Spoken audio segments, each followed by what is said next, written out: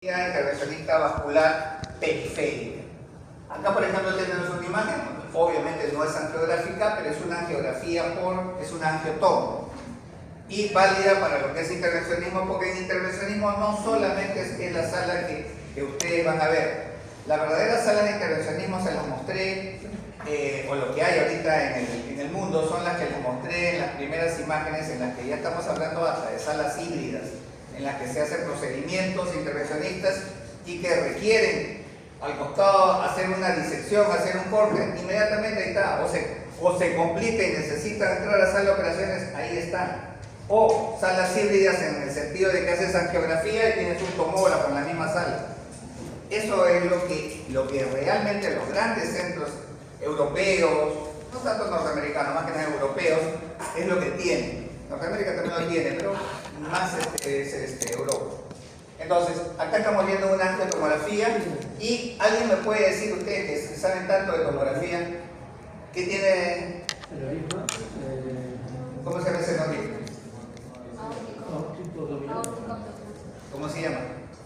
Su mote. Triple A. Están viendo un triple A. O sea, no me van a decir una pila, pero ya es un triple A. Esto es un aneurisma aórtico abdominal que curiosamente tanto en español como en inglés son iguales. No hay ningún pierde ahí. Y estamos viendo una dilatación. Esta parte es cardiovascular. Esa es otra de las cosas que les dije también en las primeras clases, que iba a ver cómo algunos han tenido de repente la suerte de entrar a sala de operaciones y ver estudios quirúrgicos en las que también intervienen cardiointervencionistas en la colocación de repente de stents. Un stent para esto es un stent graft. Los stent graft son especiales porque hacen un corte al aneurisma, lo abren y dentro colocan la base de lo que es el stent y con las patitas que tiene para acá, sencillamente es como una pantaloneta. Y luego se hace lo que va a sobrar para cerrar, lo cortan y luego lo cierran. Y como toda la sangre va a pasar por el stent, esperan que haya la hemostasia de vida, o sea, la hemostasia es la detención de la posible hemorragia que pudiera haber cuando se está haciendo el procedimiento, y luego sencillamente el stent funciona de una manera normal. Esos son los tratamientos para un triple A en cirugía, vamos a decir, cardiovascular, cardioradiológica vascular. ¿Qué tenemos acá?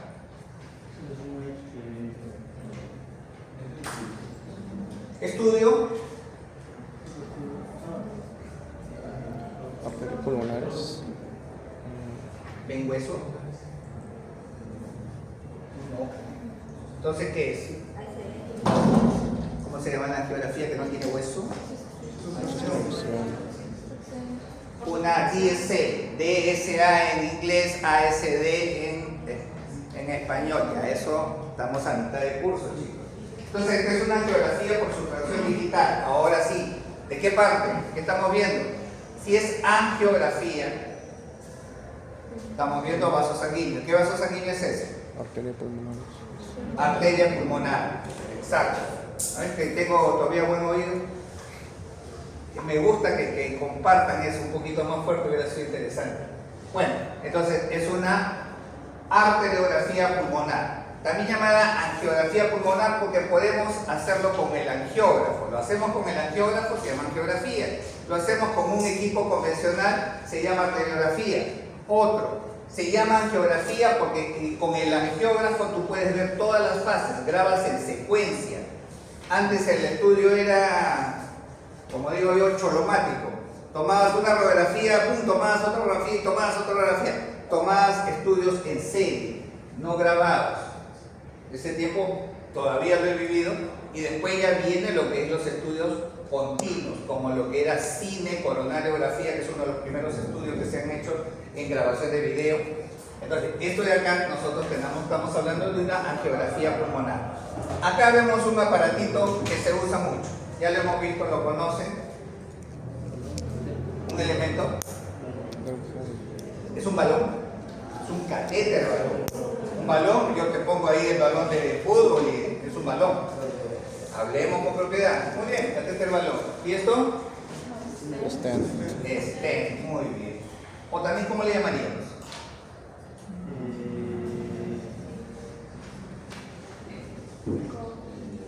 ¿Voice? No. ¿Qué es un stent?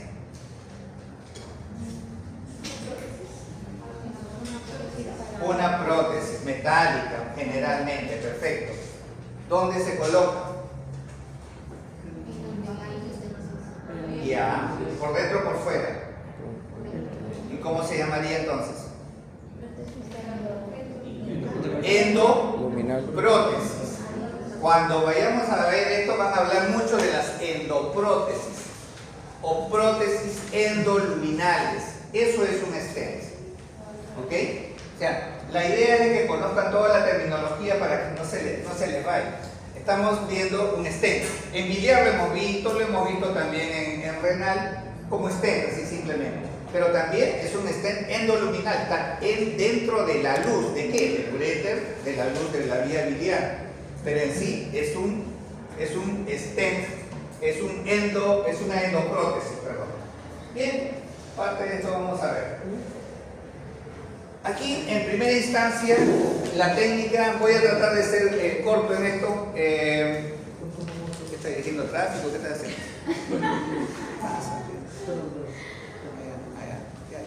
Después, pues, más tarde. Ok. Entonces, la técnica por la que de acceso vascular, acceso, ACC, no absceso, que es otra cosa patológica. Una cosa es acceder a un sitio, entrar a un sitio, acceder, y otra cosa es que haya un absceso en esa zona. Un absceso es una colección líquida purulenta, generalmente. Entonces, eso es un absceso. Entonces, hablemos bien, este es un acceso vascular. La técnica desde 1953, si no me equivoco, es la técnica de Seldinger, con unas agujas, primero así eran metálicas por completo, así como un estilete, como una espada, así, y lo que se hace es introducir esto en síntesis, introducirlo dentro de la arteria, retirar el trocar, que se le llama la parte dura, la que tiene la puntita, y queda solamente la cánula hueca, se retira y ¿qué debe salir? Sangre.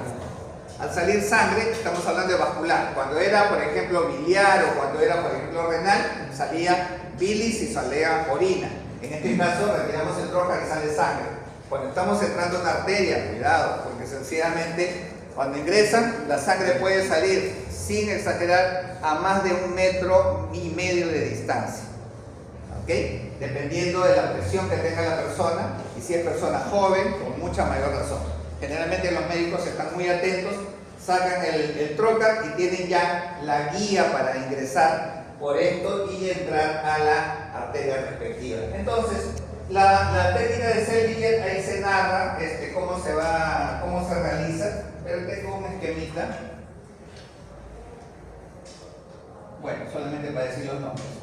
Primero se inserta la aguja, luego se coloca la aguja dentro de la luz del vaso. Luego, como ya retiramos, se inserta el alambre guía. Con el alambre guía se ingresa más o menos una cierta cantidad. El alambre guía tiene justamente ese nombre, guía. Permite mantenerte dentro de lo que acabas de acceder, dentro del acceso que acabas de hacer. Luego que se retira, luego que se coloca el alambre guía en suficiente espacio en longitud para que no se salga, se retira la parte hueca de la cánula de lo que es la aguja, la técnica de la aguja de Seldinger. Entonces, al extraer esa agujita, vamos a tener que quedó la guía ahí y se coloca lo que se llama un sistema check flow. El sistema check flow o válvula de paso, o en español lo van a encontrar mejor en la práctica de repente, pásame el introductor. ¿Qué significa el introductor? Esta partecita de acá es la que va a entrar dentro de lo que es ¿a dónde hicimos la función? Con Seldinger.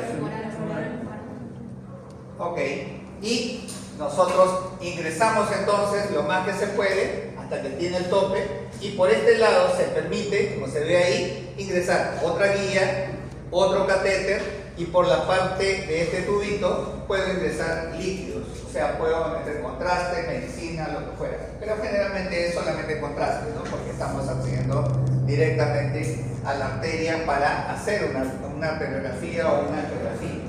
Entonces la técnica de Seldinger nos permite acceder, esta es la imagen que les decía. Primero se punza y ojo, aunque parezca curioso, la idea es traspasar la arteria por los dos lados y luego de ahí retirar un poquito hasta que salga la sangre. Una vez que sale la sangre se coloca la guía, se posiciona, se ingresa bastante la guía, se retira el trocar y se coloca el catéter correspondiente. Con el catéter y guía se van posicionando, luego recién se retira la guía y se tiene el catéter posicionado en el punto correcto donde quiere hacerse la arteriografía. Generalmente, cuando es arterial y en la parte periférica, que es la que vamos a ver en esta y en la otra parte, porque la parte vascular, cardíaca y cerebral van a ser profesores invitados. Entonces lo que vamos a hacer es lo siguiente, es colocar el catéter lo más cercano a la arteria que vamos a acceder. Por ejemplo, queremos hacer, y acá ya vamos a hablar con nombres medio raros, queremos hacer una TACE. ¿Alguien ha escuchado de la TACE en sus prácticas? ¿What? TACE, T-A-C-E. Tuve la taza nada más, no, TACE. Nada, no, ya. Aunque lo busques en internet, ya. La TACE tiene un nombre en inglés que significa, son siglas en inglés, mejor dicho, que significan Transarterial Chemoembolization. En español se llama quimioembolización. Generalmente, como la más que realizamos es hepática, las TACEs son en el hígado solamente. Pero según la literatura, las TACEs se pueden hacer en diferentes zonas donde haya tumores. Entonces, para entrar a la arteria hepática, ¿a dónde tengo que llegar? La arteria hepática, ¿de dónde nace? De la aorta, falso. Del tronco celíaco. El tronco celíaco está formado por ¿qué arterias? Aparte de la hepática, gástrica izquierda y esplénica. Muy bien. Entonces, eso de ahí es la TACE. Pero, acá viene la pregunta que no van a contestar. Entonces, el médico, ¿a qué nivel se va a poner para hacer el intento de ver dónde está la arteria hepática? O mejor dicho, ¿dónde está situado con relación a la columna el tronco celíaco?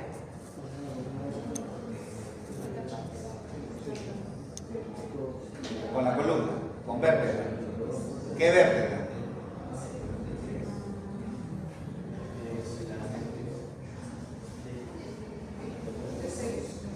¿De 6? ¿L1? Señores, haciendo un pequeño recordaris muy directo y rápido, la arteria aorta, ¿dónde nace? ¿De dónde sale? El callado. La arteria aorta, ¿de dónde sale? ¿Cómo va a salir del callado aorta? La arteria aorta, ¿de dónde sale? ¿Aurícula? Ventrículo. ¿Aurícula? Ventrículo. Ventrículo. Esos errores pueden ser fatales. Ventrículo izquierdo. Nace en su porción ascendente, donde no da ramas, solamente da una ramita.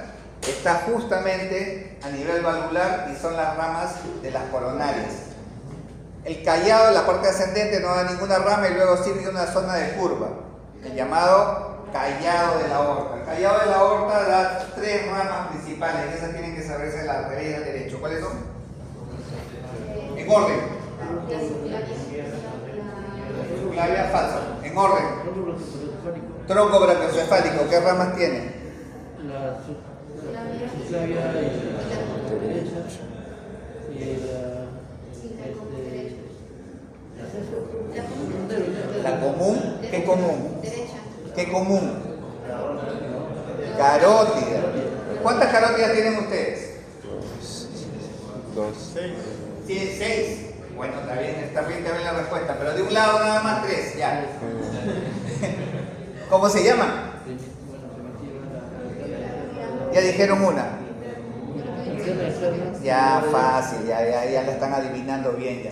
Carótida común o primitiva, como están ustedes, primitiva, y luego de eso las carótida interna y externa, que se bifurcan, una entra al cerebro. ¿Cuál es?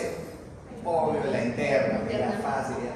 Y la otra es la externa, que irriga todo lo que es cuello y cerebro. Entonces esas son las tres. Me faltó después la subclavia izquierda. Entonces las subclavias, brazos. Lo que son las carótidas, cerebro o cabeza en general, dependiendo qué carótida sea. Esa es la primera distribución. Baja, sigue bajando. La aorta descendente, que tiene dos porciones, torácica y abdominal. ¿Qué ramas de la torácica te acuerdas? Ninguna, me encantó. Da pocas ramas importantes. Torácica interna. Falso. Mamaria es rama de dónde? Ustedes, las señoritas, a ver. Muy bien. Rama de la subclavia. No tiene nada que ver con lo que estamos diciendo. Ramas de la aorta torácica.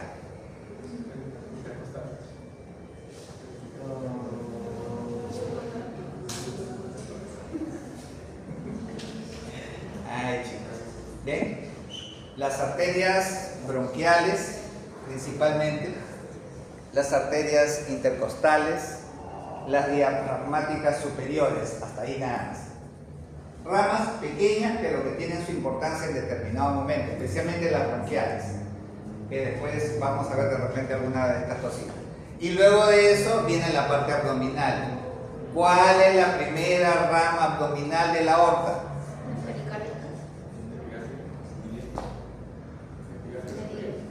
Acabamos de estar hablando de ella. El tronco celíaco es la primera rama que va a 3 órganos. A la derecha, la hepática, a la izquierda, la esplénica, y al centro, y después adentro. No, ese es por otra cosa. Ya me dio, se me estaba por recordar, ¿verdad? Adelante, arriba, y bueno, ok. Entonces, ¿vieron? Eso es lo que se tiene que ver. Luego vendrían, terminando esto, vienen las unas que son así, renales, una que va para acá, que es así. ¿Cuál? Superior, claro, tienes razón, perdón, primero va para acá, derecha, para acá, la mesentérica superior e inferior, ya. Y luego la aorta termina y se bifurca en ilíacas, luego siguen las femorales. Después de la femoral hay un segmento que es el segmento popliteo, luego el tronco tibio peroneo, luego de ahí la tibial anterior, la tibial posterior, la peronea, a su vez forman abajito el arco pedio, y el arco pedio salen las interfalángicas. Algo parecido acá, tenemos subclavia, axilar, braquial o ¿se me fue? Ya, braquial, lo que es la cubital y la radial, y luego de ahí forman el arco palmar también, y luego las interdigitales. En esencia eso es lo básico que ustedes tendrían que saber. Igualito lo tendrían que saber en menos, no sé si algún día lo podrán saber.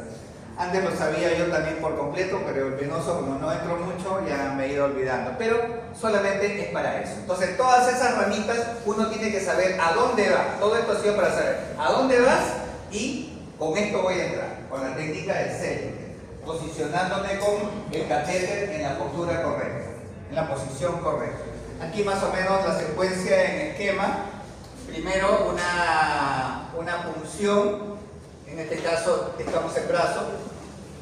Vean cómo sale la sangrecita, luego se coloca la guía, luego el catéter y luego el introductor. y estamos listos ya para hacer el estudio. Este es en esencia lo que se va a ver en toda la arteriografía. Se llega hasta el punto de lo que es la colocación del introductor para estar seguros. ¿Qué me permite el introductor? Tener el acceso listo. El acceso se le coloca un tegader. ¿Qué es un tegader? Es como una cinta transparente para que no haya. Es como cinta embalaje. Algo que permite pegar sencillamente acá, cubrir, permite asegurar y esterilizar también la zona que está ahí. Bien, entonces con eso se asegura y comienzan a hacer los estudios. Hay una técnica de hacer línea modificada, ya de microcateterización y todo lo demás. Las dejo para que ustedes la revisen y la lean, pero en esencia, o técnica de hacer, eso no se deben olvidar. Ha sido pregunta hasta para preinternos. ¿Verdad? Ahora creo que a ustedes ya les va a tocar. Sí, qué bueno. Ahora voy a hablar con Liz. No, con Liz, ¿cómo se llama?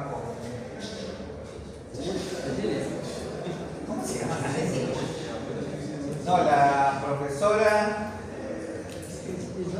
Isna Liz. Clarico, Papá Marcos, claro, bueno, en todo caso, ahora las normas de la SUNEDU hacen de que el interno tiene que tomar un examen de entrada y uno de salida, aparte del que sencillamente vayan a ser tomados en la sede respectiva. Ese es un examen aparte que tiene que tomar la universidad. Supuestamente te preguntan todos los cursos. Supuestamente en la radiología no hay el órgano que ve la historia. Para todos. Por radiología, se encarga de hacer la lente en radiología. Vamos a ver, eso de ahí no es obligatorio. La escuela tiene que tomar el examen a todos los que hacen internado. A todos. San Marcos, Villarreal tiene 5 áreas, acá San Marcos tiene 4 áreas, Cayetano tiene otros 5 áreas. Entonces, igual, todos tienen que tomarse. Debería ser. Bueno, muy bien. Entonces, ¿ah? Sí, se jalan dos cintas. O sea, sí, se sacan No solamente pasar de año, ahora ya se pusieron nerviosos. Ok. Como te digo, este es algo que debe tener aplicabilidad recién este año. Por eso que voy a hablar con Isna para ver cómo está la escuela en esta situación. Que si la universidad no lo hace, la pueden sancionar. O sea, es algo que se tiene que hacer sí o sí. No hay vuelta atrás. Ay, dice que en radiología, los colegios o algo así. No, el colegio no tiene nada que ver. Esto es universidad. Lo que tiene que haber es un banco de preguntas y tiene que haber un comité. El comité ya está hecho, porque los miembros natos son los profesores de internado. Los miembros natos, que pueden entrar más personas. Sí, también de eso y después de eso, se tienen que reunir, mismo esto, examen de admisión, seleccionar preguntas de todos los cursos, inclusive hasta los que no son hasta de humanidades, todo. De generales. No, bueno, ya, los cursos por decir, bioestadística, de repente, epidemiología, los cursos rellenos, ética. Ese curso que todos aprueban, pero nadie aplica lo que hacen ahí. Bueno, ya, punto. Entonces, les he dicho de que se ingresan guías y catéteres, pero son sumamente delgados. Son menores que el calibre que tiene una arteria para evitar hacer daño. Esto de acá tiene una medida, una unidad de medida. Esta unidad de medida es el French. En esta diapositiva se explica, aparte de los diferentes nombres que reciben, hay una especie de tablita en la que se ven desde un French hasta 34 French, que es ya un tubo prácticamente, ya no es un catéter. Tenemos los tubos Aplats, que justamente el mayor tiene 34, calibre así es para extracción de cálculos. Es el que les decía que ya, por eso que no usamos tanto la extracción de cálculos, porque necesitan un tubo realmente grande, grueso. Entonces, esto de aquí es más o menos las analogías. Entonces, los frames te miden las guías, los catéteres, todo. Los catéteres inclusive de drenaje, todo es medido en French. El French en sí, ¿cuánto vale? 0.3. Exacto. Sí, milímetro puro. Ok, entonces 3 frames equivalen a recién 1 milímetro. 3 frames es 1 milímetro. ¿Cuál es el tipo de catéter más usado? Generalmente es un 5 frames, que equivale aproximadamente a algo así como 1.5 milímetros. Ese es el que más se utiliza. Para drenajes es diferente. Los drenajes, si quieren que los líquidos que están retenidos de una manera patológica dentro del cuerpo se eliminen, por lo tanto sencillamente utilizas de calibre 8, 10, 12. Hay otras cosas que son, bueno, ahí no entran los frames, pero también hay unos catéteres que sencillamente son para eliminar hasta orina, como los, como pareció la sonda Foley y todo. Esos de ahí son 18, 20, hasta mucho más todavía.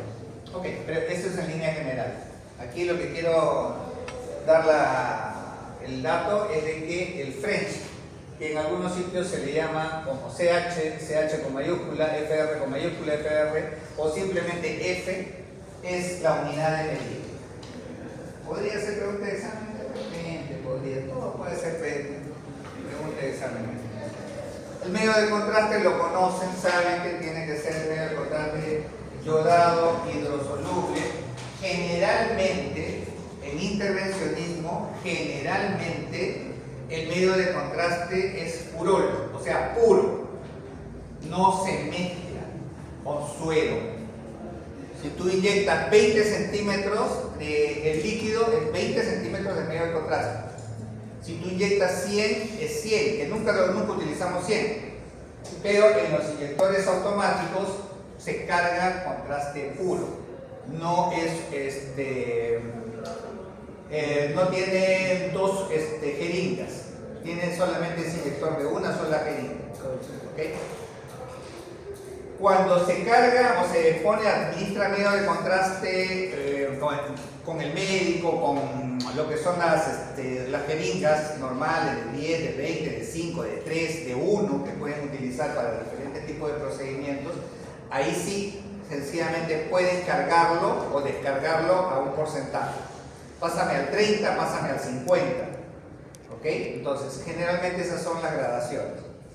3% o 30%, diluido al 30% o diluido al 50%, generalmente.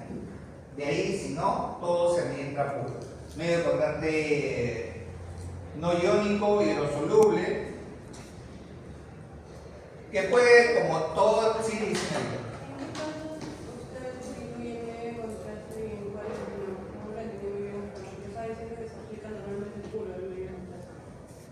Cuando es por inyección automática es completamente puro. Cuando es inyección manual puede ser sencillamente cambiado. ¿En qué caso podría ser? Cuando quieres hacer de repente un procedimiento en niños en el que no necesitas el inyector automático y para evitar una nefrotoxicidad sencillamente puedes bajarle la concentración. ¿Por qué? Porque tienes, entre comillas, menos volumen. Esto mismo en un paciente que es mucho más gordito que yo, sencillamente, definitivamente no se va a poder hacer. Es más, ahí tendría que elevarse la dosis o forzar al equipo, una de dos. Pero a veces puedes forzar al equipo, pero si el contraste no da la radiopacidad característica en la unidad de volumen, en la medida de volumen, de todas maneras se ve borroso, pixeleado, todo. Muchas veces tenemos que subir técnica radiográfica y cantidad de contraste o volumen de contraste, ¿okay? Para poder diferenciar. Antes se utilizaban otras técnicas un poco más prácticas, podemos decir, ¿no? Para reducir el volumen se le ponía una fajilla se le comprimía, reducías el volumen, igual que hacer una urografía también, reducías el volumen.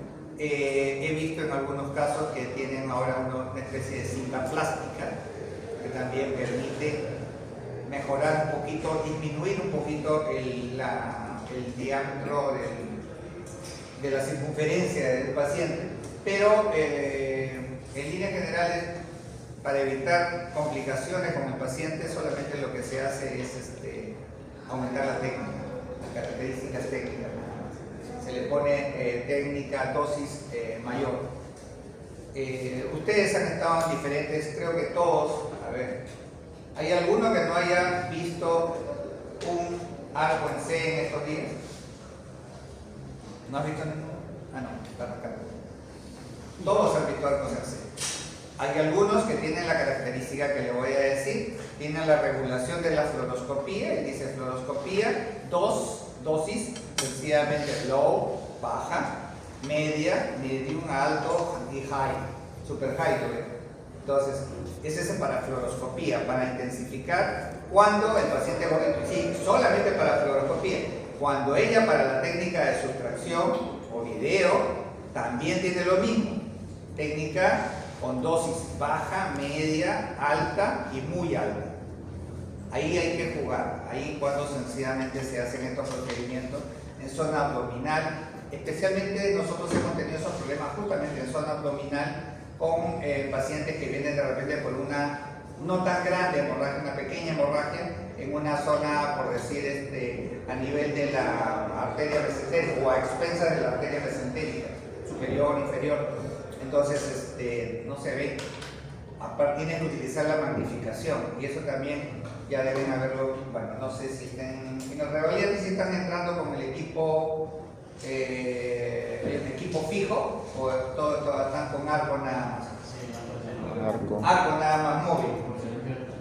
El otro geógrafo todavía no, siempre igual estamos nosotros, aunque ya dicen que la otra semana ya van a instalar el equipo y por lo menos una semana o 10 días más ya debe estar el equipo. Justo cuando ya ustedes estén terminando el curso. Bueno, en todo caso, la técnica es esa, ¿sí? En el almenar hemos tenido equipo fijo, ahorita no, tenemos un equipo móvil.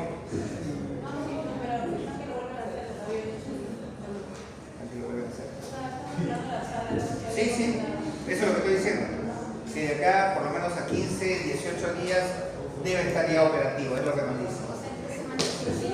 La quincena de junio es la fecha que se tiene arañando, pero ya nos han dado tantas fechas, nos están dando fechas desde octubre del año pasado, así que no digo mejor nada todavía.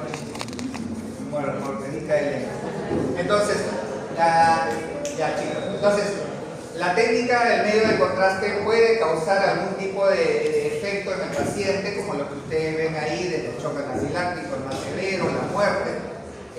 Puede causar este enrojecimiento de la conjuntiva, puede causar estas deformidades, estas inflamaciones tremendas que deforman la cara. Yo tuve un caso muy severo en una chica de 24 años en la selva, en el cual con un medio de contraste iodado, hidrosoluble, no iónico, y poniéndole cloro y dexa, porque ya me había dicho que había tenido reacción severa, o sea, de ese tipo, igualito se me hizo un monstruo. O sea, hasta ahora no puedo olvidar la cara de la jovencita. Yo le dije, doctor, yo le dije que me iba a poner así, pero ¿qué le digo?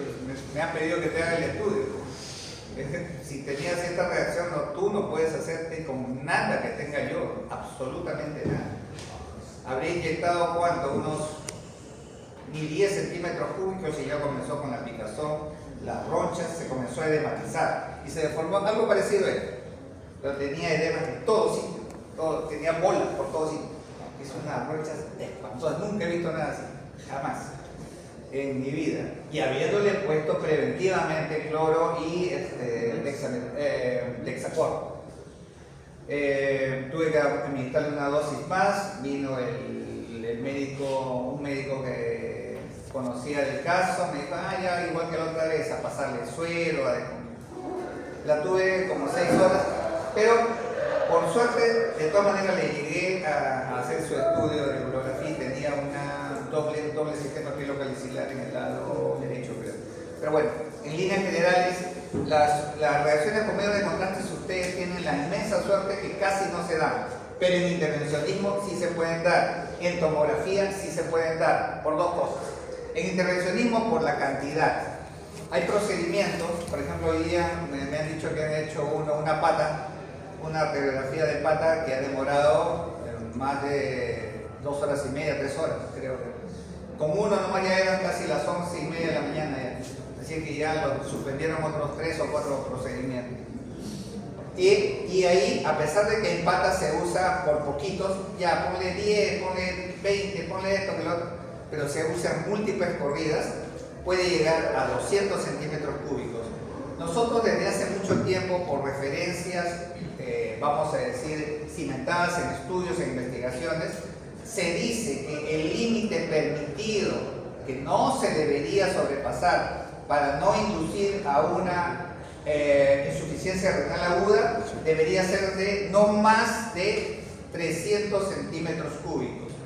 De ahí, definitivamente, el riesgo es muy severo, muy grande para hacer una insuficiencia renal aguda. El paciente podría salir directo de ahí a la UCI porque a veces son nefrópatas y comienza eso, descompensa todo, comienzan con la taquicardia, comienzan con los problemas, ¿cómo se llama? Renales y ¡pum! Se activa y de frente a la UCI. Lo puede hacer un paro cardíaco y se nos muere, que nos ha pasado. Entonces, y en tomografía, ¿por qué? En tomografía también es por volumen, pero ya también por la presión que se le da al vaso.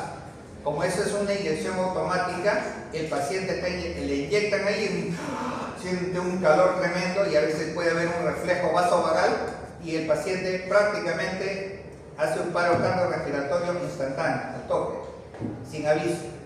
El de radiología intervencionista puede ser todavía así, que esto, que comienza con alguna cosita, aunque puede derivar directo a un shock anafiláctico, sí, todo. O de repente, Dios no lo quiera, como alguna vez también me tocó manejar un edema de glotis, que por suerte esa vez sí salió vivo, pero hay otros que sí se han ido. Yo he tenido la inmensa suerte, y eso sí lo digo por los años que tengo, de haber manejado los medios de contraste iónicos que causaban muchas reacciones y estar, vamos a decir, preparado para este tipo de reacciones, y luego los medios de contraste no iónicos que son más seguros y que en uno de cada 10 se chocaban 11, y de esos 10 podía morirse T1 o 2 porque las reacciones pasaban de moderadas a severas. En cambio, con medio de contraste no iónico, de cada 10 si había 1 o 2 con una pequeña picazoncita, un poquito que me duele la cabeza, me pica la nariz, cosas así, o sea, reacciones alérgicas mínimas, no pasaba de eso. Pero ustedes trabajan solamente con los no iónicos, pero la susceptibilidad existe. Antes nosotros hacíamos una cuestión muy tontita, vamos a decir, solamente al paciente le decíamos, para saber si tiene alergia, le digo, señor, ¿se ha hecho un procedimiento con yodo? Con esto de tomografía o urografía. No, nada.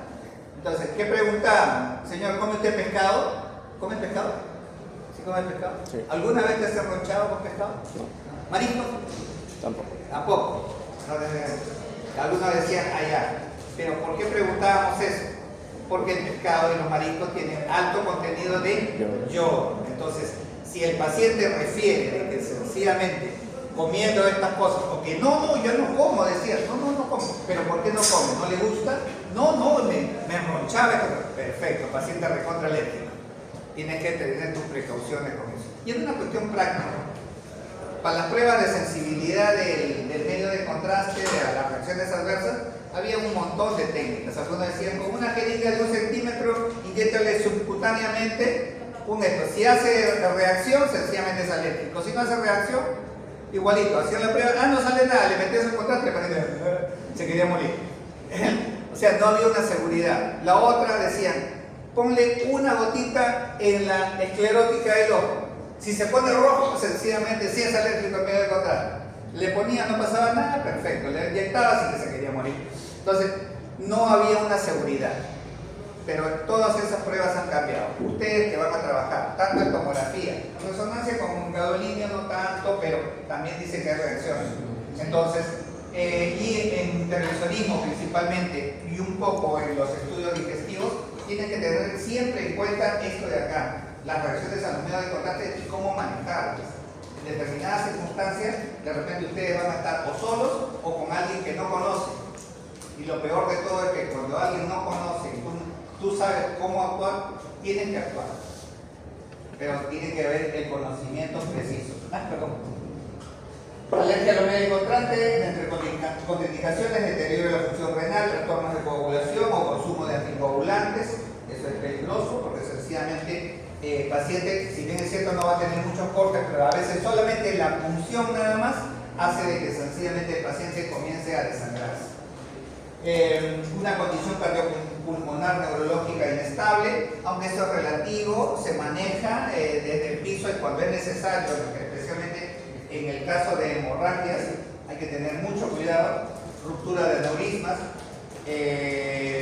infarto, o sea, estoy hablando de todas las áreas, son condiciones en las cuales el paciente tiene que entrar sí o sí a hacerse el procedimiento para ver dónde está situada la lesión, cuál es el grado de extensión y de todas maneras para solucionarlo. Entonces, en esos casos, de todas maneras tienen que hacerlo, aunque sea está en un estado un poco delicado. Hemos trabajado con pacientes con AMBU o con pacientes con respiradores de asistencia ventilatoria mecánica, así que no hay problema eso. Vamos a ver los tipos de procedimientos que se realizan en lo que es intervencionismo vascular. Podemos realizar lo que estábamos hablando, una revisión rápida, una angiografía aórtica. Ustedes ya hemos dicho que tenemos la angiografía aórtica, la aorta en diferentes segmentos, ¿no? Algunos de ellos de la aorta, los del callado especialmente, van a cerebro o van hacia cara. En nuestro caso en intervencionismo eso nos sirve para varias cosas. Hay uno de los procedimientos que solamente se realiza en el Almenara. Hay uno de los doctores, el doctor Miguel de Liñana, justamente que ha hecho los primeros casos, hasta ahora sigue haciéndolos, los casos de tratamiento de tipo quimioembolización, pero en retinoblastomas, en niños que tienen tumores congénitos y que afectan la visión de los niños. El tumor crece tanto que primero el niño hace un exoftalmos, el globo ocular se sale un poco y luego se enuclea. Se sale el ojo y obviamente pierde completamente la visión porque compromete el nervio el nervio óptico y ese tipo de tratamiento para salvar ojitos en niños hasta menores de 2 años. Hemos tenido niños de 7 meses, 6 meses. Entonces, comprobado esto, se ha tenido bastante éxito. Él es el pionero en el Perú de hacer esto, ahora ya lo enseñó en el hospital, en el Instituto Nacional de Salud del Niño. Ahí algunos ya están desarrollando la técnica por sí solas, porque antes él iba para allá. Entonces, hay veces en los cuales nosotros vamos a ver, tanto como les decía, de la parte interna del cerebro, también vamos a ver, como el caso de el tratamiento de retinoblastoma. Y las partes externas, de repente los hemangiomas, de repente lo que son las malformaciones arteriovenosas. O sea, de la carótida, del callado de la aorta o de lo que son las carótidas, vamos a entrar también intervencionismo. Tenemos los casos más severos, la mayoría de ellos que se mencionan acá son congénitos. Los dos primeros especialmente, la coartación de la aorta y la disección aórtica. ¿Qué es la coartación aórtica? En sí, ustedes saben lo que es una estenosis, ¿no? ¿Sí o no? ¿Qué es una estenosis? Disminución del calibre de una estructura. Si hablo de una estenosis aórtica, ¿qué sería? Disminución del calibre del diámetro de la arteria aorta. Pero la aorta es la arteria que distribuye todo la sangre para el cuerpo. Imagínense que hay una estenosis crítica, digamos, del 80 o 90% en una parte de la aorta.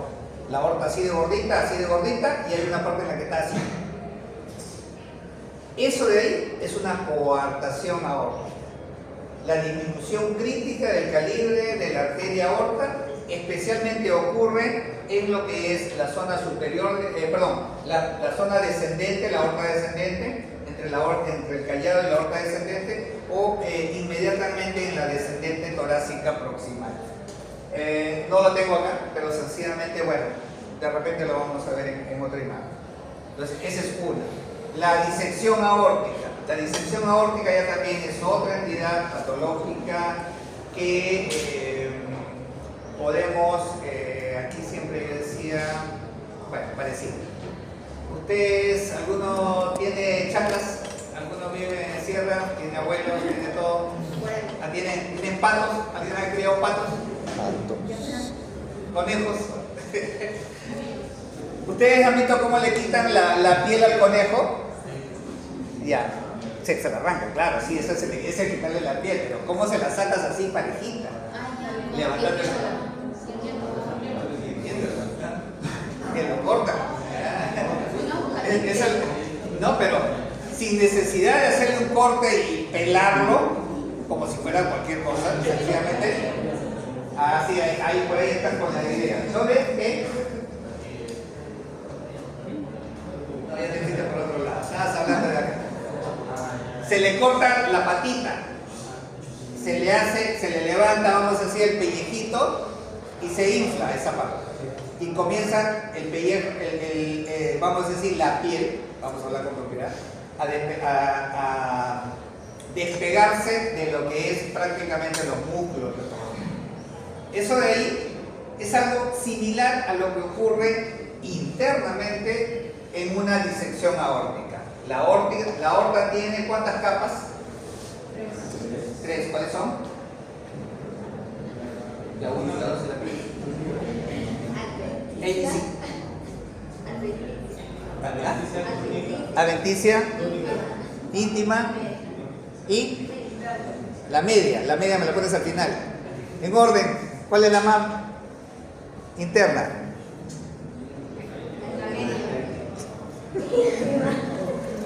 La más interna, ¿cómo va a ser la media?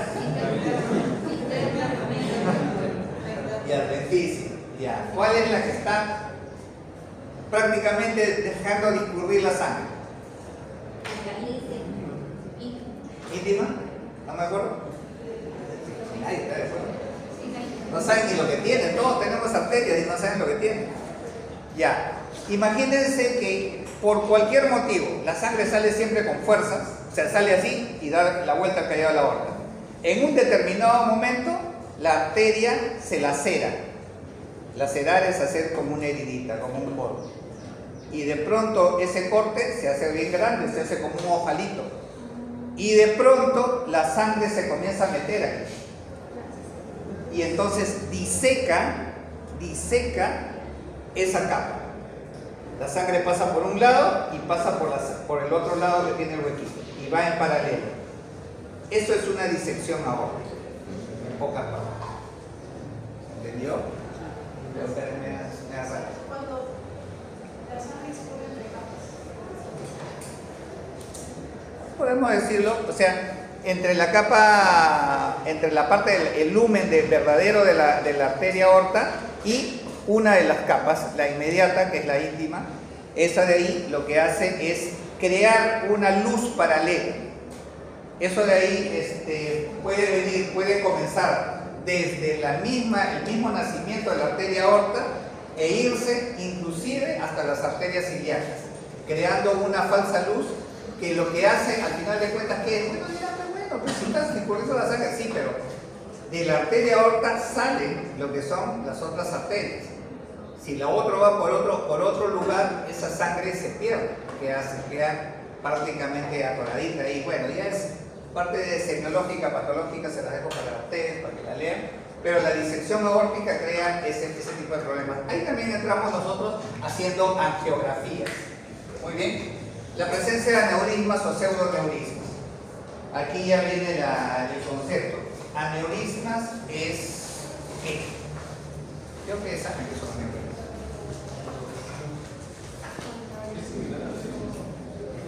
¿Similar a qué?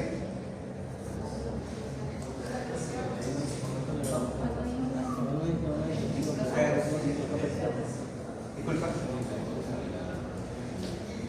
¿Por qué de lo que habla el cuento? Todo el mundo dice algo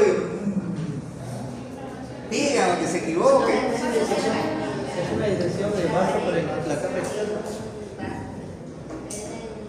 Dilatación de la pared de un vaso. Es una disección de una pared. Disección no. No, es una especie de dirección. Pero no, ni especie, no. También haces así, entonces. Ya, pero ¿qué? Lo que les falta decir a esto, una dilatación, perfecto. Puede haber zona dilatada, pero tiene una forma. Generalmente es una dilatación sacular. Generalmente es una dilatación sacular de una arteria que puede comprometer una o más capas. A veces es solamente una, o a veces dos, o a veces las tres. Entonces se forma como una bolita al costado de lo que es la arteria principal. Puede ser la aorta, puede ser la carótida, puede ser... Todas las arterias pueden en determinado momento formar aneurismas. Entonces eso también lo vamos a ver. Pero ¿qué le llamaríamos pseudoaneurisma? ¿Saben lo que es pseudo, no? Falso. Falso, no falsedad. Un falso aneurisma. Entonces hablamos de aneurismas verdaderos y falsos aneurismas. En pocas palabras, los aneurismas pueden tener y comprometer las tres capas o pueden comprometer una sola. Cuando comprometen una sola es un pseudoaneurisma. ¿Y cómo se ve la forma de este pseudoaneurisma? Es el más conocido. Ustedes dirían que es al revés. El que ustedes conocen es una bolita que aparece de una arteria. Esto es un falso aneurisma. El aneurisma verdadero es un AAA. Compromete las tres capas de la arteria. Dilata toda la arteria. Ese es un aneurisma verdadero, un AAA que vimos en las primeras imágenes. En cambio, uno que dilata solamente un ladito como un sáculo, como una bolsita, esos son falsos aneurismas. ¿Dónde hay más falsos aneurismas? Generalmente en cerebro. ¿Dónde hay más aneurismas verdaderos? Generalmente en abdomen. ¿Ok? Generalmente, no digo siempre, todo tiene su excepción. Imágenes de lo que vemos, lo que serían las angiografías de la arteria aorta abdominal, al estilo clásico, al estilo antiguo, con radiología convencional, sin inyector automático. Acá era todo cholomático, el médico hacía la fuerza necesaria para hacer la inyección del medio de contraste. ¿Podrían decirme a qué nivel estamos ahí? Ay, hasta ahora no me dijeron de el tronco celíaco, ¿dónde quedó? Eso que están viendo ahí, señores, es una celiacografía o arteriografía de tronco celíaco. Vean a qué nivel de cuerpo vertebral está.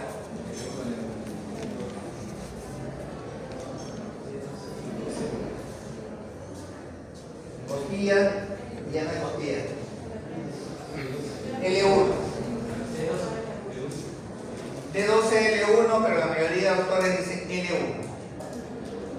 El nacimiento del tronco celíaco, generalmente. Todo organismo puede cambiar. Por eso es que la anatomía que nos enseñan a nosotros es americana. Los americanos son grandotes, con sus cuerpos vertebrales más grandes, todo. Nosotros somos chatos, enanos. Ya, entonces es diferente. Bueno, tú protestas porque tú eres alto. Ya, déjame ver cosas. Pero yo siempre cuando enseño, por ejemplo, edad ósea, le digo, es lo mismo en maduración esquelética, estudiar a un niño ruso, un americano, un asiático y un peruano. Unas cosas que el peruano por acá más o menos. Y ahora, dentro del peruano, y acá de repente alguno puede protestar, es lo mismo un limeño, un serrano y uno de la selva. También, si yo agarro un niño de 12 años ¿quién va a ser el más alto? El de mayor desarrollo. El de la selva. ¿Y el segundo? Los limeños. Y Y lo de la sierra, ¿por qué son más chiquitos? Que comen bien, no son chacos. La altura y el frío. Así que no desarrollen bien. Pero, claro, pero en líneas generales eso es algo cierto, tiene que ver con la coyuntura. Y yo sé que algunos se han picado, pero bueno, sé que acá hay gente que posiblemente sea de la sierra y algunos de la selva, o sus familiares sí. Pero se van a dar cuenta que realmente es así. Muy pocas personas de sierra a sierra sencillamente son altas. No digo que, bueno, ahora con todas las mezclas que hay, puede haber ciertas cosas. Pero en sí, serrano de sierra, es chaco. El limeño es el intermedio, porque acá está la mezcla de todas las razas, como decía mi querido presidente Toledito. Todas las sangres están acá.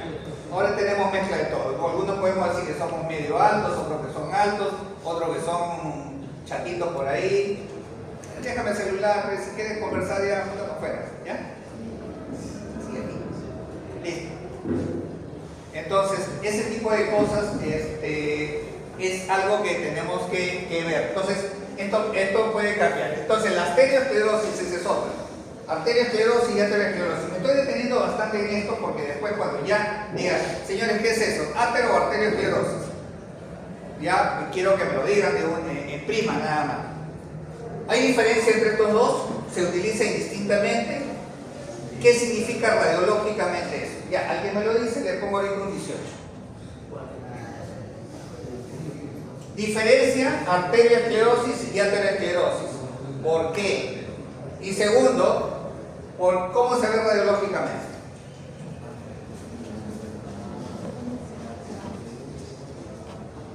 Ni ofreciéndoles el 20. Los exoneros del curso, ¿eh?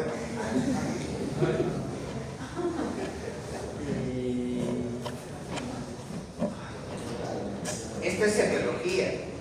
Ustedes estudiaron semiología el año pasado.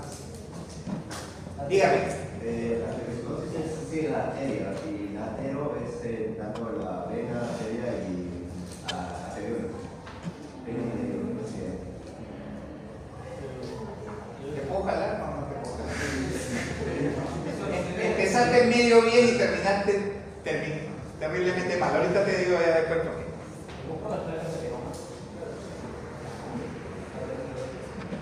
¿Y los ateromas dónde están? ¿En arterias o en venas? Nada que ver con venas. Nada que ver con venas. Jamás. Ya.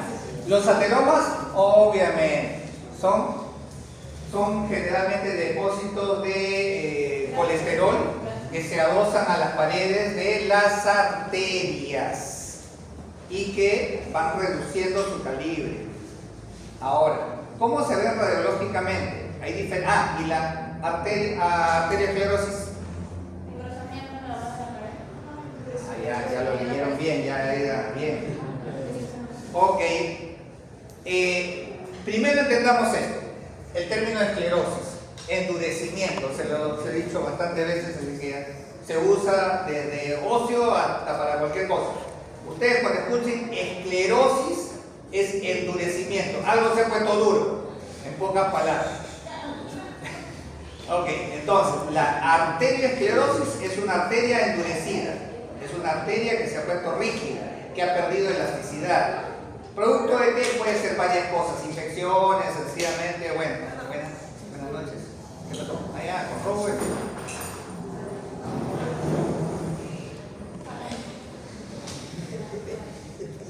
¿Tienes permiso? Bueno, ok. Entonces, la arteria generalmente lo que mantiene es, ahorita acabamos de hablar de las capas, todo tiene una relación. Las arterias tienen 3 capas, la íntima, la media y la adventicia. ¿Qué contiene la capa media? Músculo. ¿Y el músculo qué permite? Exacto, permite un proceso de dilatación, contracción. Y por eso, acá me voy a saltar para otro lado, pero en determinado momento puede haber un espasmo arterial. ¿Qué pasó? Se contrajo la arteria y me hizo una estenosis. Volviendo al tema. Sencillamente, la arteriosclerosis entonces ¿Qué podría...? ¿Y por qué me ayuda el que las arterias tengan esa capa muscular y puedan hacer esto? ¿Se sienten ustedes? Están vivos, ¿no? Se sienten el pulso, ¿no? Es porque la sangre está pasando y la arteria está haciendo esto, ¿no? Está ondulando. Perfecto. ¿Pero por qué? Porque tiene la elasticidad. Imagínate que esté dura como un tubo de acero. ¿Vas a sentir pulso? Entonces, pero ese pulso era porque estaba avanzando el flujo, ¿correcto?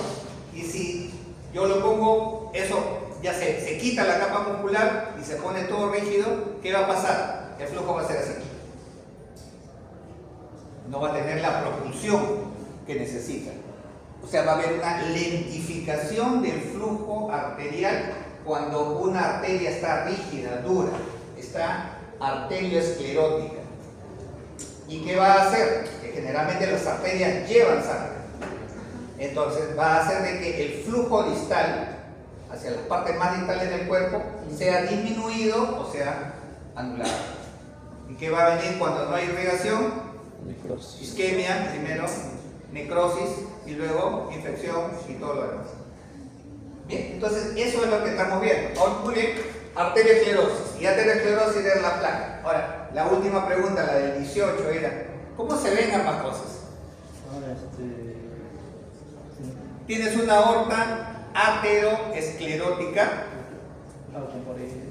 y tienes una arteria aorta, ¿cómo se llama? Arterioesclerótica, una aortoesclerosis. Así se llama, porque esa aorta es aorta. Aortoesclerosis y tienes una aorta por ateroesclerosis. ¿Se ven iguales? En la cara es radiopata. En la imagen radiopata. Sí y no. Sí, si lo vieras, ¿cómo se llama? Específicamente en un ateroma grande, porque si no va a crear una disminución nada más. Pero no es exactamente la respuesta que busco. La diferencia está en que, vuelvo a decir, cuando tienes una arteria rígida, la sangre corre más lentamente. Entonces, ¿qué puede pasar con esa arteria rígida? Cuando va más lento esto, en la sangre lleva calcio. El calcio se puede ir pegando a la pared. Y voy a tener de pronto, con el tiempo, arterias calcificadas. ¿Han visto ya en práctica, de repente han visto arterias calcificadas? La aorta calcificada, ¿correcto? La ilíaca calcificada, el tronco tibio peroneo calcificado. Entonces, eso de ahí es cuando hay una arterioesclerosis. En el caso de la aorta, aortoesclerosis. ¿Y qué pasa con la ateroesclerosis? La ateroesclerosis ya también, como dijo la señorita, son placas que se van a ir pegando a la pared y van estenosando, pero van estenosando por dentro. O sea, no lo voy a ver como una cinturita, la arteria está así y luego lo voy a ver como una cinturita. No. Lo que voy a ver es una arteria que de repente un lado está así y el otro está así.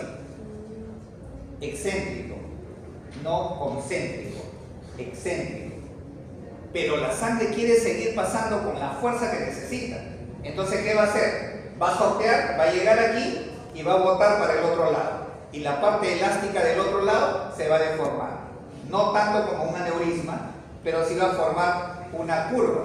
Va a entrar con más fuerza aquí y luego va a volver. Entonces, forma una bola por acá y forma otra por acá y otra por acá y otra por allá. Entonces, la imagen va a ser la típica imagen en cuentas de rosario. Como bolitas en una aorta o en una arteria ateroesclerótica versus una arteria rígida, dura, calcificada, que es una arterioesclerosis. Ahí está la diferencia radiológica. Y eso también viene, la traducción la vemos en las imágenes. Bueno, allá están viendo un AAA. Esta era una imagen normal y esta era una imagen antigua, sin sustracción digital. Y seguimos, así dijimos ya, ¿dónde está el tronco celíaco?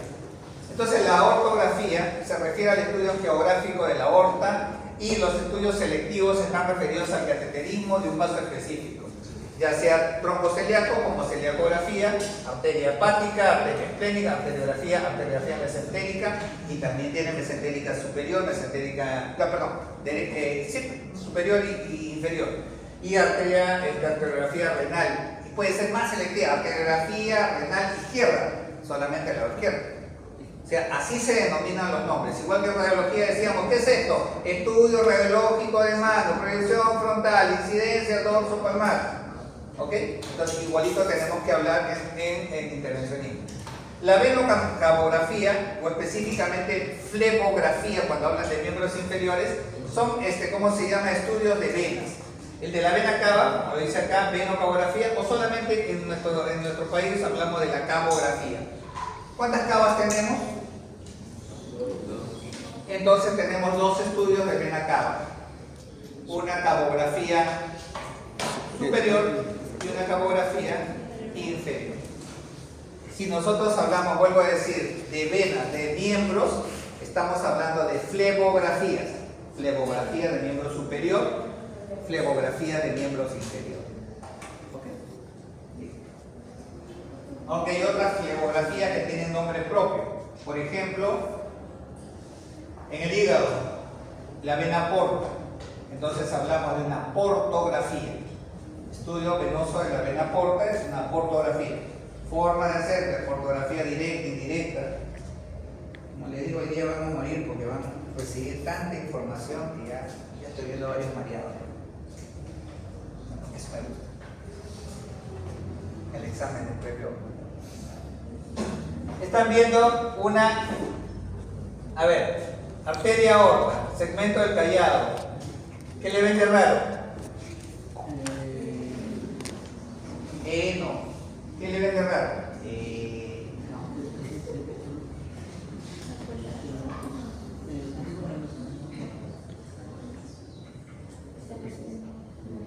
En la segunda imagen. Arteria aorta.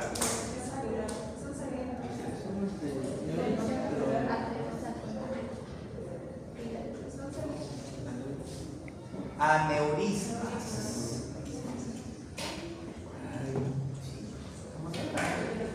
Ya, bueno.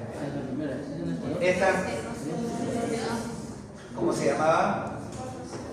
Coartación aórtica. ¿A qué nivel?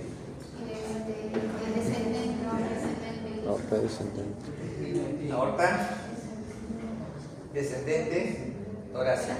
Perfecto. Aquí estamos ya haciendo prácticamente un movimiento de un paciente complejo.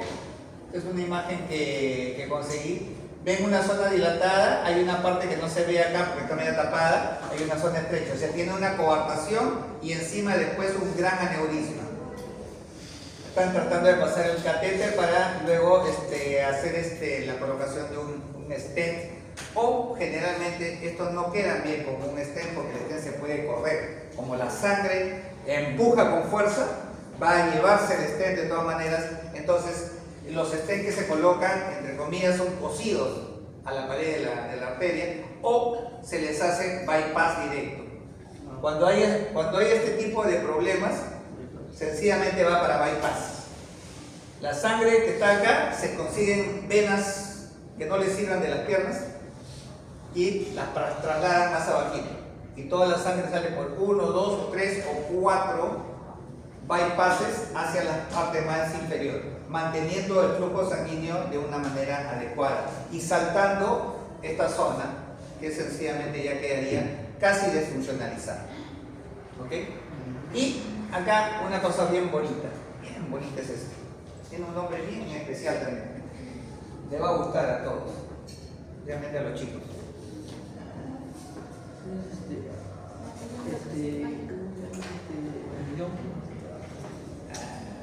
Las por ahí. Los aneurismas son dilataciones a expensas de una arteria. Generalmente están en zonas de gran flujo en las cuales la sangre puede cambiar de posición, o sea, por ejemplo en las bifurcaciones. En las bifurcaciones, si la sangre viene así, muy posiblemente pueda formarse una dilatación donde choca, donde se bifurca el flujo sanguíneo. En el caso de esto es una zona redondeada, vamos a decir, o de curva, y estamos viendo aquí esta parte, que esta es la zona donde da la vuelta, desde lo que es la arteria aorta ascendente, o la zona del callado, hacia la zona descendente. Este es un aneurisma, pero esa imagen como elevación no es típica. Ese es un signo típico que se da cuando el aneurisma está por romperse. Es un signo inminente de ruptura. Cuando ven eso, los cirujanos vasculares o cardiovasculares tienen que entrar inmediatamente. ¿Por qué? Porque ese es el signo del pezón. El signo del pezón. La elevación que tiene simula en sí el pezón. No voy a decir femenino porque tú también tienes pezón, así que no digas nada. Todos tenemos pezón. El signo del pezón, que es una elevación, como una prominencia. Signo inminente de que se va a romper ese aneurisma. ¿Ok? Bien. La arteriografía pulmonar es otro de los procedimientos que nosotros vemos con cierta frecuencia, principalmente para la determinación, en este caso, de una arteriografía pulmonar con sustracción digital, la de abajo también, pero con una gran dilatación aquí y una zona de poca... las ramificaciones se ven alteradas en esta zona, producto de que acá hay un tapón, hay un tremendo coágulo. Eso nosotros le llamamos embolismo. Ese es un embolismo pulmonar. Cuando se pide este tipo de estudios en pacientes que tienen TEP, tromboembolismo pulmonar, generalmente. Entonces hay sospecha de tromboembolia pulmonar, tratamiento con fibrinolíticos. ¿Qué son los fibrinolíticos? Lisis, muerte, tratamiento para eliminar, para destruir lo que son los trombos. Preinterrupción de la vena cava con filtros, o sea, los trombos más temidos que se convierten en émbolos son los que a veces viajan desde muy lejos, porque pueden ir creciendo en tamaño y eso es un gran problema. Los que suben desde los miembros inferiores, pasan por la vena cava inferior y luego suben a través de repente de la porta, la suprahepática, se meten en la cava superior y de pronto terminan en la aurícula derecha y luego van al pulmón y del pulmón ¡pah!, se cierran a una parte del pulmón. Esos pueden evitarse colocándoles un filtro, filtros en vena cava inferior. Son unos dispositivos que creo que tengo en la imagen siguiente, en la cual sencillamente evita de que estos coágulos gigantes puedan llegar hacia el pulmón.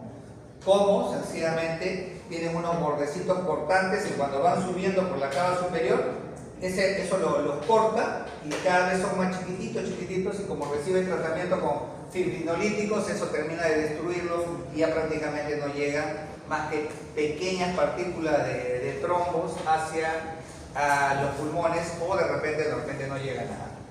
Diagnóstico de malformaciones o fístula arteriovenosa con posibilidad de embolización. Las fístulas arteriovenosas y las malformaciones arteriovenosas que más se va a tratar en lo que se refiere a cerebral también están presentes en la parte de las ramas de la aorta y ramas de la pulmonar. El abordaje es por vía venosa, siempre por sustracción digital, es lo ideal. Ya los estudios en los cuales ya no se usa o se usa solamente la técnica convencional en la que se dé hueso, no ayudan, porque pueden tapar las imágenes embólicas. Vean un estudio radiológico normal, técnica angiográfica antigua y lo que es la técnica angiográfica actual, los dos normales. Se ven ambas distribuciones de lo que son las ramas de las arterias pulmonares bilateralmente y acá tapado, el lado derecho. ¿Sí? Un trombo está tapando ahí, está actuando como un émbolo a nivel de lo que es el trombo pulmonar del lado derecho. Bajando un poquito más, la angiografía abdominal. Ya también tenemos que ver las ramas que he mencionado ahí. Cada rama puede llevarnos a un órgano o a una zona, a una estructura, donde pueden haber diversos tipos de patologías. pero en la patología vascular principalmente son aneurismas, estenosis, malformaciones, tumores. Generalmente esos son casi los 4 grandes rubros que vamos a ver en el intervencionismo. ¿En qué nos ayuda la angiografía abdominal? Muestra contorno e integridad de la vasculatura abdominal. Se observará ubicación o desplazamiento de los vasos abdominales, desplazamientos a veces, así como posibles obstrucciones o desgarros. Y hay que tener como premisa que cualquier desplazamiento de los vasos se puede deber o puede indicar que hay una lesión ocupante. Puede haber un tumor que esté ahí o algún proceso que está haciendo de que se forme una curva de manera normal. Acá tenemos un AAA, no tan grande como los que hemos visto anteriormente, pero es un AAA y que crea una deformidad. Los AAA generalmente se forman también por la presencia de placas ateromatosas. Cuando hay casos de ateromatosis en la aorta, ateroesclerosis a nivel de aorta abdominal, ahí tenemos que eso va a deformar. Como les dije, el flujo lo cambia y deforma la pared. Por tratar de seguir pasando, entra para un lado, se va para el otro y va creando estas dificultades. Y a veces es tan severo que se dilata tanto que puede romperse, ¿no? Entonces ahí vienen los tratamientos endoluminales que se tienen que hacer. ¿Cuáles son las indicaciones para hacer una angiografía abdominal? Como lo dije, aneurismas, anomalías congénitas, hemorragias digestivas, estenosis u oclusiones de las arteriales, traumatismos, aterosclerosis y preembolización. Esto de acá, todavía no lo hemos tratado. No, pero les hablé un poco cuando hablé de agentes embolizantes. Les dije que tenemos algunos casos en los que se hace una preembolización antes de entrar a una cirugía mayor. En caso de histerectomía, por ejemplo, histerectomías totales, por caso o miometomías, en el cual sencillamente se tiene que extirpar un gran mioma o gran parte de lo que es el útero, o totalmente. Entonces ahí hacemos preembolización. Esto ya lo hablamos. Traumatismos abdominales de repente cerrados, no se ve un accidente de tránsito, están manejando, ustedes que tienen sus carros, entonces están manejando, se chocan y de pronto el timón se les incrusta en el abdomen, no se dan cuenta, pero hay puede haber o una hemorragia, que es lo más frecuente, o de repente que haya habido un desplazamiento de toda la zona hacia otro lado y creado un problema a nivel vascular. Estenococlusiones, hemorragias digestivas, esto es frecuente también. Ahí es cuando hablamos de pacientes que de repente en determinado momento vienen a la emergencia con melena, no es que tienen un cabello grande, ¿no?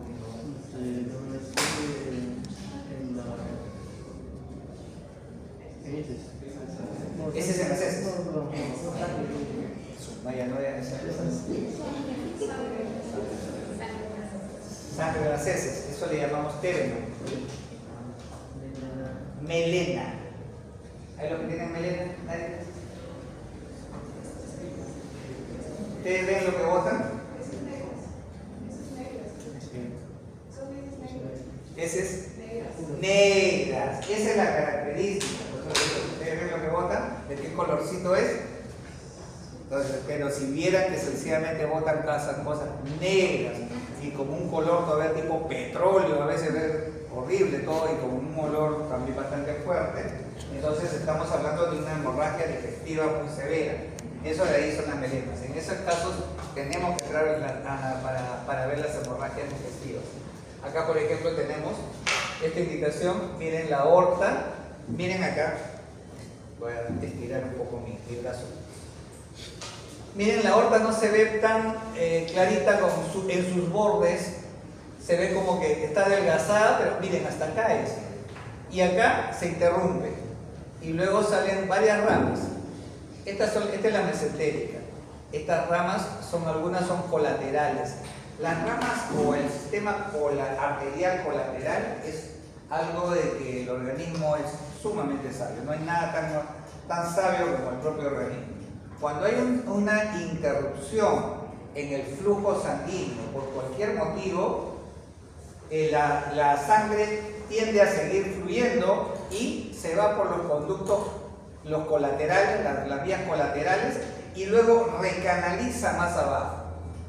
¿Para qué? Para devolver el flujo. Vean acá como sombra se ven las arterias ilíacas, la bifurcación de las ilíacas. ¿Por qué? Porque ha recanalizado y está pasando poco, y en algunos casos, ¿cómo se llama? De repente algunas recanalizaciones ya van a ser más, van a ayudar a que ese flujo sea mayor todavía. Entonces, esto de aquí es un bloqueo arterial, producto generalmente de repente del famoso síndrome de Leriche o Leriche. El síndrome de Leriche es una obliteración de la aorta abdominal distal o de la zona de las arterias ilíacas primitivas, que hace de que no vaya, entre comillas, disminuya el flujo hacia la zona abdominal baja y hacia miembros inferiores. Es muy peligroso y se debe también a problemas a veces de aterosclerosis. Aquí, ramas de la arteria mesentérica inferior, y vemos una zona hemorrágica. Cuando la distribución arterial generalmente va de lo más gordito a lo más delgadito. No tiene por qué haber amontonamiento del contraste, ni racimos, ni ovillos que se forman ahí. Esas son malformaciones. Esto de acá estamos hablando en este caso de una hemorragia. Aquí, riñones, la aorta, y de pronto otra vez zonas estenóticas, se ve la ilíaca muy adelgazada, la ilíaca primitiva del lado izquierdo, y la del lado derecho medio que se pierde, ramas colaterales que tratan de suplir. Entonces estamos viendo imágenes medias deformadas de lo que es la arteria aorta. Entonces estamos hablando de un síndrome de Leriche, pero por aterosclerosis. Aquí, otro triple A. Un triple A. Generalmente, bueno, no lo he dicho todavía porque eso de repente lo va a tratar el cambio. Los triple A, cuando no comprometen las arterias renales, estamos bien. Las arterias renales están a esta altura, a esta altura. Cuando los aneurismas aórticos abdominales triple A son hacia acá, perfecto, se puede resolver. Pero cuando están más arriba, comprometen las arterias renales, es más complejo la cirugía y el tratamiento endovascular que se le tiene que hacer. O sea, dependiendo de la posición del aneurisma.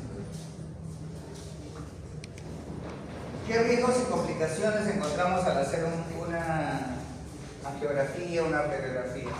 Puede haber sangrado en el sitio de punción. Generalmente se va a controlar aplicando compresión. Puede haber formación de trombos. Se puede formar un coágulo sanguíneo en un vaso que va a interrumpir el flujo hacia partes distales. Hay que tener cuidado con eso. Formación de émbolo, similar. Trombo es el que viaja, émbolo es el que se impacta.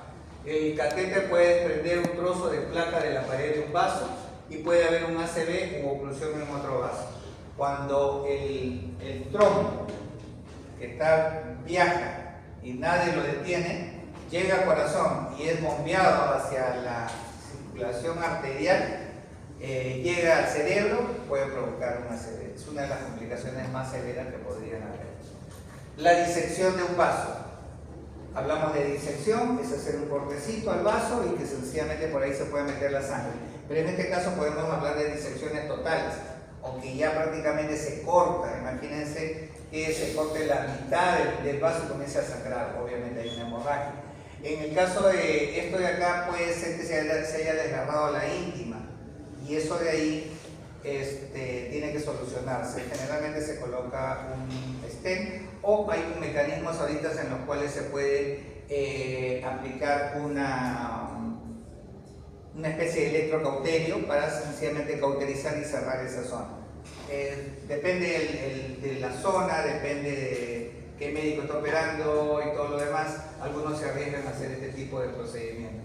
Este es un desgarro de la de la pared. Y esto es lo que me produce la disección, es lo que les decía, se forma una falsa luz. Lo otro es la hemorragia y lo otro es la infección del sitio de punción.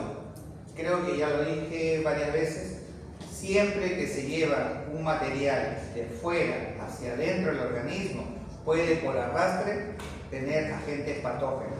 Por más esterilidad que tú quieras tener, que esté en frascos estériles, en superficies, en bolsas plásticas estériles, 1, 2, 3 cubiertas, momento lo pones un ratito nada más en la mesita de mayo, el aire acondicionado, una pequeña partícula de polvo que ni la ves, se pegó ahí, estás arrastrando agentes patógenos.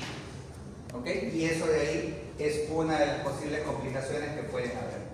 Reacción al medio de contraste es relativa, es prácticamente, si no hay mucha cantidad de contraste, es casi nulo. Seguimos. Los riesgos o complicaciones. En la vía axilar o braquial puede haber riesgo de compromiso de los nervios cercanos. Ya para los que están vivos todavía y los que están viendo su teléfono ya, segunda llamada, sencillamente, si no quieren atender la clase, para mí no hay ningún problema. Mejor, ¿por qué no sale eso? Sí.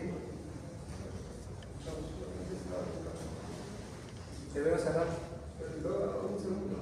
Un segundo. Ok. Que ya no hay ese segundo otra vez, porque si no, sales. Yo sé, la clase es pesada, pero sencillamente yo tengo que cumplir con lo mío y lamentablemente para ustedes, y esto les voy a tomar examen. Entonces, si no me entienden, si no preguntan de repente algo que no entiendan, van a perder. Los riesgos o complicaciones. Hay riesgo adicional de daño en nervios cercanos y espasmo arterial. Espasmo, ya le dije, contracción anormal de la pared del vaso sanguíneo y que hace que haya una estenosis, que puede ser severa y que se soluciona a veces colocando algunos agentes para mejorar la irrigación internamente.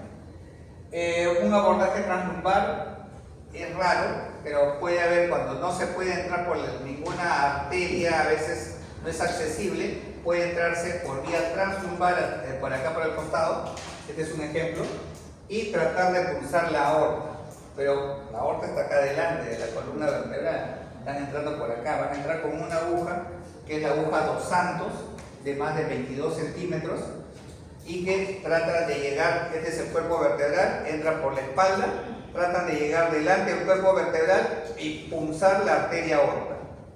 Y ahí recién pueden opacificar la arteria aorta y hacer la ortografía. Cuando están bloqueados, de repente en un leriche, que están bloqueadas las arterias ilíacas y las femorales, entonces se hace casi imposible, es una de las alternativas. Solamente para, como se dice, perconochetores, para los que conocen nada más, porque esta técnica es bien complicada. Algunas veces porción del alambre guía o del catéter puede romperse en el vaso, creando un émbolo. O sea, de tanto trajinar con el catéter, la guía, todo, se rompe y se queda atrapado y forma un embolismo. El fragmento se convierte en émbolo siendo de alto riesgo. Este fragmento puede ser recuperado con un tipo especial de catéter de recuperación tipo pinza o cesta, dependiendo de la arteria. Hay arterias que son muy pequeñitas y cuando ya se enclava algo, no pueden meter la cesta para sacarla. Entonces, evaluación nada más y ver si hay alguna posibilidad de dilatar la arteria, es un poco más complicado, dilatar la arteria, meter la pinza, la cesta y luego recién recuperar el pedacito que se haya roto. Son algunas de las cosas que pueden suceder. La arteriografía renal. Acá, por ejemplo, están viendo la arteriografía y de pronto sencillamente se comienzan a pintar las venas. Esta es una FAP de alto flujo. Esto es lo que debería ser. La arteriografía deben verse las arterias, no las venas.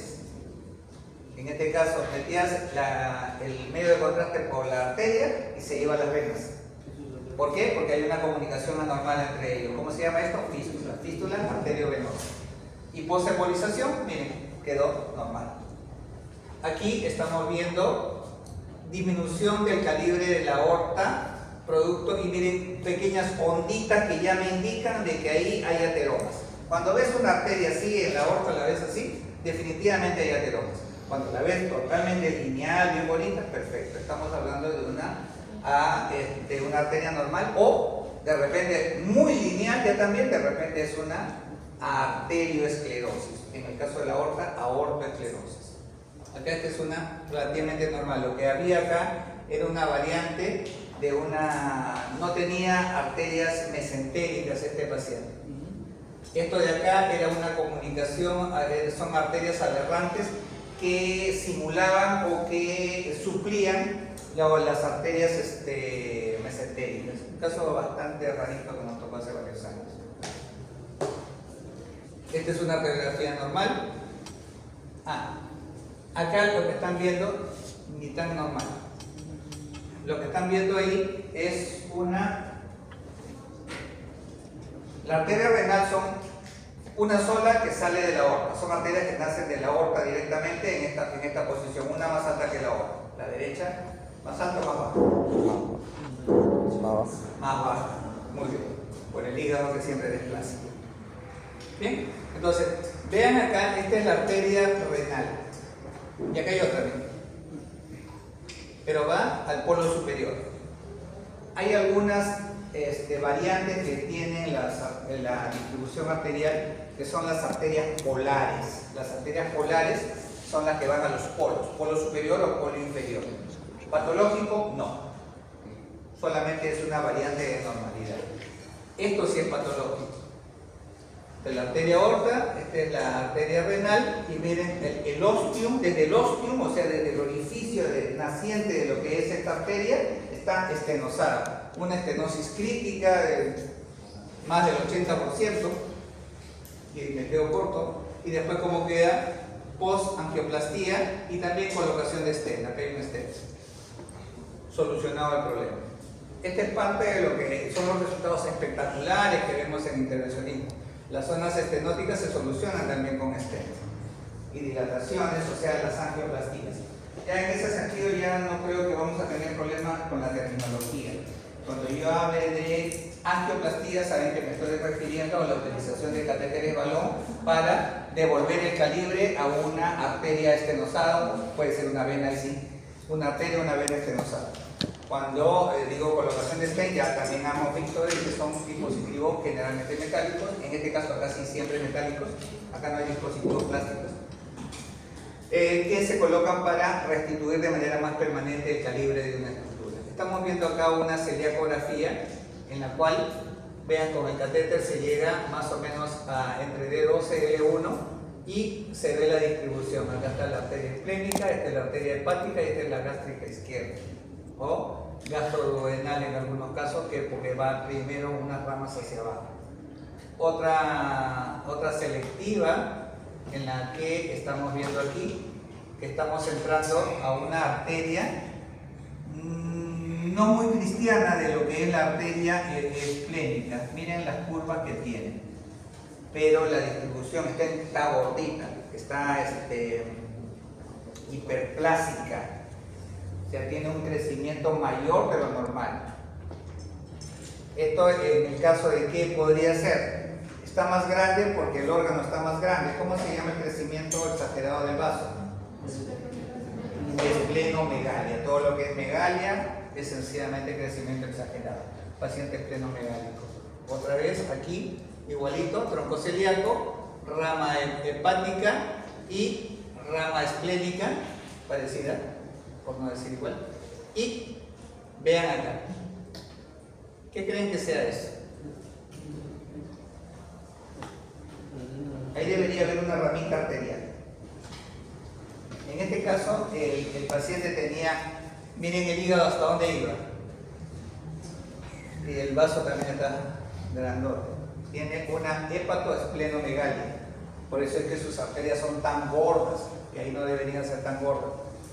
Aquí lo que ha tenido es un sangrado profuso en ese sitio, y lo que ustedes están viendo no es que la arteria tenga trombos adentro, tenga placas ateromatosas, porque se ve defectos de relleno, como que faltase pintar esa zona. ¿Por qué? Porque sencillamente el paciente tiene coils. ¿Se acuerdan de los coils? ¿Qué eran los coils? Ya, en la clase que les dediqué por hoy. Son, ya, es un agente embolizante. ¿De qué material es? Todos los coils son metálicos. Todos son de platino, generalmente, la mayoría. Entonces, tiene coils porque ha tenido un proceso hemorrágico anterior. Y así se ve. Ya queda para toda la vida eso de presencia de un aneurisma bastante grande a expensas de la arteria hepática. Y aquí estamos viendo una zona hemorrágica a expensas también de, en este caso, también la arteria hepática, y que vemos en la parte final y parece que es tumoral, porque de repente me parece que formase una imagen más o menos redondeada. Estas imágenes de vasos sanguíneos en los cuales estamos viendo, vuelvo a decir, la distribución arterial es bien sencilla de ver. Van a ver vasos gorditos, se dividen en 2, en 3 y cada vez se van adelgazando. Pueden ser ondulantes, no pueden ser así, porque si son así son aberrantes. ¿Por qué no servirían esos vasos sanguíneos? ¿Por qué serían aberrantes? ¿Por qué llamas aberrantes? Porque la distribución, la arteria lo que busca es la distribución de la sangre. Si tiene esta forma, así va a avanzar, pero si tiene esta forma el tirabuzón pierde fuerza y no va a llegar a una zona más lejana. Es sentido común nada más esto. O sea, no se requiere también tanta cosa para entenderlo. En este caso tenemos una zona media difusa, media gris o negrita. Es porque hay una zona hemorrágica. Creo que es también para parte del volumen tumoral. ¿Se cansaron? Estamos a la mitad de la clase. Ya, ¿qué legado tenemos lista?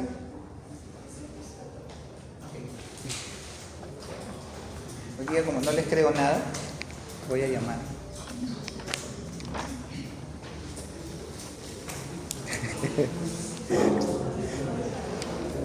Ya, 5 minutos.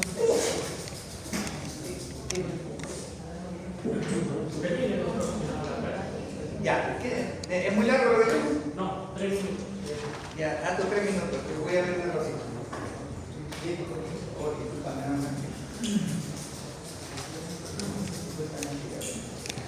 ¿Qué tal, jóvenes? Buenos días, buenas tardes. Mi nombre es Jimmy Bacallán, soy psicólogo.